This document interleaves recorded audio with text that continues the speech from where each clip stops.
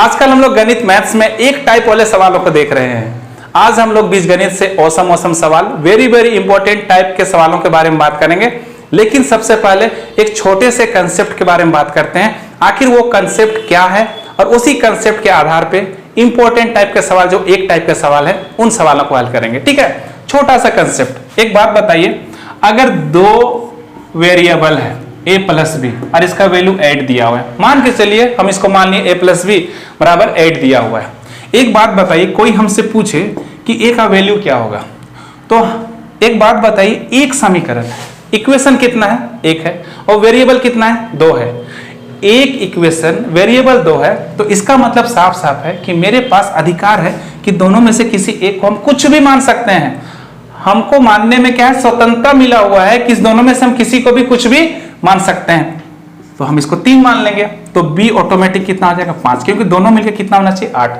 कुछ भी मान सकते हैं, एक को अगर हम 0 मान लेते हैं तो b कितना हो जाएगा, 8। दोनों मिलकर कितना होना चाहिए, 8 होना चाहिए। कुछ भी मान सकते हैं, दोनों में से किसी एक वेरिएबल को कुछ भी मान सकते हैं। तो जितना वेरिएबल है उतना समीकरण होना जरूरी है, तब हम कुछ भी नहीं मान सकते हैं। अगर सवाल में a माइनस बी भी गिवन रहता, मान के चलो, और 2 दिया रहता, तो हम कुछ भी नहीं मान सकते हैं अंदाजी। लेकिन एक ही समीकरण है और 2 वेरिएबल दिया हुआ है, तो हम कुछ भी मानेंगे। और ऐसा सवाल बीजगणित में आता है कि इक्वेशन एक ही दिया हुआ है और वेरिएबल अलग अलग दिए रहते हैं। देखिए सवाल, एग्जाम में आया हुआ सवाल आज मैं आप लोगों के लिए लेकर आया हूं। ठीक है, तो जितने समीकरण उतना वेरिएबल का होना जरूरी है। अगर जितना समीकरण है और वेरिएबल उतना नहीं है, तो कुछ वेरिएबल को हम क्या करेंगे, कुछ भी मान लेंगे। जैसे एक सवाल देख सकते हैं, स्क्रीन पे आ गया होगा, लिखा हुआ है a प्लस बी प्लस सी बराबर कितना दिया हुआ है, 0। a प्लस बी प्लस सी बराबर कितना दिया हुआ है, 0। एक बात बताइए, अगर a प्लस बी प्लस सी बराबर 0 दिया हुआ है, समीकरण कितना है, 1 है, और वेरिएबल कितना है, 3 है। तो जितना समीकरण उतना वेरिएबल नहीं है, मतलब कि एक समीकरण और 3 वेरिएबल है, तो 2 वेरिएबल को हम कुछ भी मान सकते हैं। लेकिन ध्यान रखना होगा कि उस वेरिएबल को मानने से इनफाइनाइट ना आ जाए, इनफाइनाइट ना आ जाए, इनफाइनाइट नहीं आना चाहिए। और डिवाइड में 0 आएगा तो इनफाइनाइट होगा, तो इनफाइनाइट नहीं आना चाहिए। और सभी का वैल्यू एक जैसा नहीं होना चाहिए, सभी का वैल्यू एक जैसा नहीं होना चाहिए। बस ये छोटा छोटा चीज को जानना पड़ेगा और सारे सवाल बन जाएंगे। तो हम क्या करेंगे, इनफाइनाइट ना आए बोल के हम a को 1 मान लेते हैं और b को भी कितना मान लेते हैं, 1 मान लेते हैं। तो एक बात बताइए, अगर हम दोनों को 1 मान लिए तो 1 और 1 कितना हो जाएगा, 2 हो गया, प्लस c बराबर कितना है, 0। और 2 उधर चल जाएगा तो c का वैल्यू कितना आ जाएगा, तो c बराबर आ जाएगा -2। बोलिए, हम दोनों को कितना कितना मान लिए, 1 मान लिए। अब 0 हम नहीं माने, ठीक है ना, हम 0 नहीं माने क्योंकि नीचे कहीं 0 ना आ जाए बोल के हम 0 नहीं माने। हम मान सकते थे, लेकिन हम कितना मान लिए, 1 मान लिए, कोई दिक्कत नहीं। आप देखिएगा, इस सवाल को बनाइएगा, 0 से बनता है तो 0 से भी हम लोग बना लेंगे, लेकिन अभी फिलहाल हम कितना मान रहे, 1 मान रहे, 1 से काम चल जाएगा बोल के। अब क्या दिया हुआ है सवाल में, 1/, कितना दिया हुआ है, a प्लस बी दिया हुआ है। अब पहले हम सवाल लिख लेते हैं ताकि आप लोग को समझने में दिक्कत ना हो। a प्लस बी दिया हुआ है, b प्लस सी दिया हुआ है, फिर प्लस साइन है, फिर कितना दिया हुआ है, a प्लस सी है, उसके बाद कितना दिया हुआ है, b प्लस a है, फिर प्लस साइन है, फिर कितना हो जाए, कितना दिया हुआ है, c प्लस a है, उसके बाद कितना दिया हुआ है, c प्लस a के बाद c प्लस b दिया हुआ है। ओके, c प्लस b दिया हुआ है। अब जो वैल्यू हम माने थे, हम 2 वेरिएबल को कुछ भी मान लिए थे, हम 1 मान लिए थे, तो c का वैल्यू कितना आ गया, -2 आ गया। तो अब जहां जहां a और b दिखाई देगा, 1 और 1 कितना हो जाएगा, आप खुद बताइए, 1 और 1 कितना हो जाएगा, 2 हो जाएगा। और यहां पर b का वैल्यू कितना है, 1 है, और c का वैल्यू कितना है, -2 है। 1 और -2, 1 और -2 कितना आ जाएगा, -1 होगा।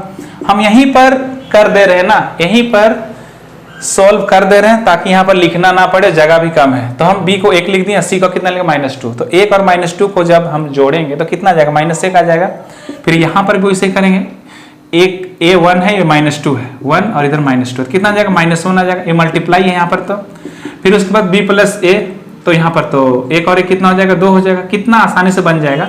फिर उसके बाद क्या करेंगे, यहाँ पर c प्लस a है, c का वैल्यू कितना, -2 है, इधर कितना, -1 होगा। और c प्लस b कितना हो जाएगा, c प्लस b, c का वैल्यू -2 है और b का कितना है, 1 है, तो कितना आ जाएगा, -1 आ जाएगा। एक बात बताइए, यहाँ पर अगर इसको हम हल करते हैं, -1/2 आ रहा है, आएगा क्योंकि मल्टीप्लाई होगा -1/2 आएगा। यहाँ पर भी -1 कितना आ जाएगा 2 आ जाएगा। और यहाँ पर मेरे पास आएगा माइनस माइनस नीचे से क्या हो जाएगा प्लस हो जाएगा और कितना हो जाएगा 1 हो जाएगा। तो एक बात बताइए, जब हम इसको सोल्व करेंगे तो मेरे पास देखिएगा, जब हम इसको पहले सोल्व करते हैं तो दोनों का नीचे हर में कितना सेम है, तो यहाँ पर 2 लिखेंगे और ऊपर में कितना -1 कितना आ जाएगा -2, इधर +1 है, कट जाएगा तो कितना आ गया बताइए -1 आ गया और +1 आ गया। तो -1 +1 क्या चीज को दिखाता है 0 को, क्योंकि घट जाएगा और कितना आ जाएगा 0 हो जाएगा। पहले हम इसको सोल्व किए तो -2 आ जाएगा, -1 ऊपर में है फिर -1 ऊपर में, तो -1 कितना होगा -2 हो गया और नीचे से 2 से कट गया तो कितना आ गया -1 +1 बराबर कितना आ गया 0। इसका आंसर है ऑप्शन नंबर 2 में। तो हम कितना जल्दी से ऐसे बना सकते हैं, ठीक है ना। अगर वेरिएबल 0 करते शायद बन जाता, तो हम ध्यान नहीं दिए, हम 1 रख लिया, क्योंकि 0 मानने से थोड़ा रिस्क हो जाता है कहीं इनफाइनाइट ना आ जाए। इनफाइनाइट आएगा तो फिर मेरा माना हुआ गलत हो सकता है, इसलिए हम कितना मान लिए 1 मान लिए, ठीक है।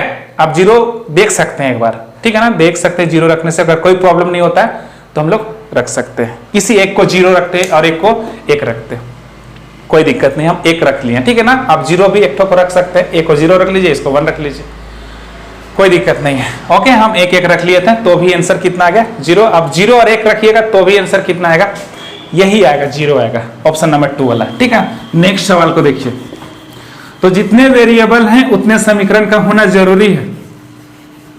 अगर वेरिएबल ज्यादा हो जाते हैं समीकरण से तो जो एक्स्ट्रा वेरिएबल होंगे उन वेरिएबलों को कुछ भी माना जा सकता है अपने मन से। ओके, अगला सवाल देखिए, ये भी उसी प्रकार से सवाल है।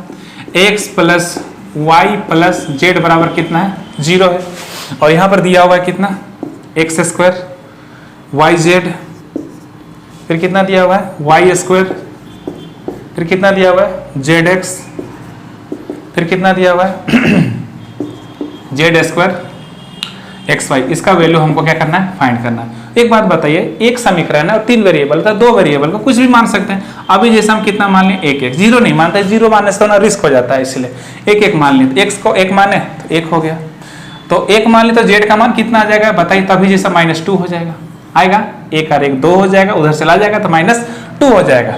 तो यहाँ तो y का मान 1 है और z का मान -2 है तो -2 हो जाएगा, प्लस y का मान कितना है 1 है, और यहाँ पर z का मान फिर z आ रहा है, 2 बार z आ रहा है, इससे कितना हो जाएगा -2 हो जाएगा। फिर z का मान -2 है तो 2 दूनी कितना हो जाएगा 4 हो जाएगा, और यहाँ पर x और y का मान तो एक ही है तो 1 का 1 हो जाएगा। अगर हम इसको सोल्व करते हैं अभी जैसा जस्ट हम लोग देखें, इसको अगर हम सोल्व करते हैं तो 2 बटा कितना आ जाएगा 2, वो भी क्या में आएगा माइनस में आ जाएगा, इधर कितना है +4। इसको कट कर देंगे तो यहाँ पर -1 आ जाएगा, -1 और +4 कितना हो जाएगा +3 होगा, +3 होगा। अब ऑप्शन में देखना है कि +3 कितना है, मैं ऑप्शन नंबर 4 में। तो इस प्रकार से हम लोग, एक समीकरण है और 3 वेरिएबल है तो 2 वेरिएबल को कुछ भी मान सकते हैं। इससे पहले जो कंसेप्ट हम बता रहे थे कि एक समीकरण है 2 वेरिएबल है तो एक वेरिएबल को हम कुछ भी मान सकते थे, कंसेप्ट हम लोग बात किए थे। तो यहाँ पर भी 3 वेरिएबल है और एक समीकरण है तो 2 वेरिएबल को कुछ भी मान सकते हैं। तो 0 नहीं माने, 0 मानते तो इनफाइनाइट आ सकता था, बोल के हम कितना मान लिया 1 और 1 मान लिया, और ये 1 और 1 2 जुड़ेगा, उधर चल जाएगा, z का वैल्यू कितना आ जाएगा -2 आ जाएगा, ठीक है ना। तो इस कंसेप्ट को अप्लाई करके आप बीजगणित में बहुत सारे सवालों को आसानी से हल कर सकते हैं, बहुत सारे सवालों को। एक सवाल और मैं आप लोगों के लिए लेकर आया हूं, इसको देखिए, ठीक है, इसको देखिए, इस सवाल को देखिए, यहां पर क्या लिखा हुआ है, उसी टाइप का सवाल है, ये वही सवाल है या अलग सवाल है, अच्छा कोई बात नहीं, इसको ही बना लेते। x + y + z बराबर कितना दिया हुआ है 0 दिया हुआ है, और हमको क्या निकालना है x² 3z + y³ 3xz दिया हुआ है, और यहाँ पर कितना है z² और यहाँ कितना है 3x। अब वही 1 और 1 मान लेते हैं, z का मान कितना आ जाएगा -2 आ जाएगा। ओके, z का मान कितना आ जाएगा -2 आ जाएगा। तो x का मान तो 1 है और z का मान -2 है तो 2 दूनी कितना हो जाएगा 6 हो जाएगा, बात खत्म है। x का मान 1 है और z का मान -2 है तो 2 तिया कितना हो जाएगा -6 हो जाएगा, कोई दिक्कत नहीं है। z का मान अगर -2 है तो 2 दूनी 4 प्लस में आ जाएगा, और x का मान कितना 1 है तो 3 का कितना हो जाएगा 3। अगर हम इसको सोल्व करते हैं तो अभी जैसे हमको सोल्व करना पड़ेगा तो 2 बटे कितना आ जाएगा 6 आ जाएगा, प्लस 4 बटा 3 है तो काट देंगे, कितना आ जाएगा, काट दिए तो -1 बटे कितना आ गया 3 और +4 बटा कितना आ गया 3। अगर हम इसको हल करते हैं, यहाँ यहीं पर कर दे रहे हैं, दिखाई दे रहा है इतना दूर तक, इसको हल करते हैं तो एलसीएम मेरे पास कितना है 4 है, तो 4 में से 1 घटाएंगे कितना जाएगा 3 आएगा, कट जाएगा तो कितना आ गया 1। अब जिस ऑप्शन में 1 है उसी को हम बनाएंगे। अब बोलिएगा सर ऑप्शन में तो 1 है ही नहीं, तो हम बोलेंगे ऑप्शन में 1 है, किस में है, हम बोलेंगे ऑप्शन नंबर 3 में। अब कैसे, y दिया हुआ है, y का वैल्यू हम कितना माने हैं 1, तो y का वैल्यू 1 माने हैं, तो आंसर मेरा कौन सा हो जाएगा ऑप्शन नंबर 3 हो जाएगा, क्योंकि y दिया हुआ है और y को हम कितना माने 1, और मेरा कितना निकल के आ रहा है 1, ठीक है ना।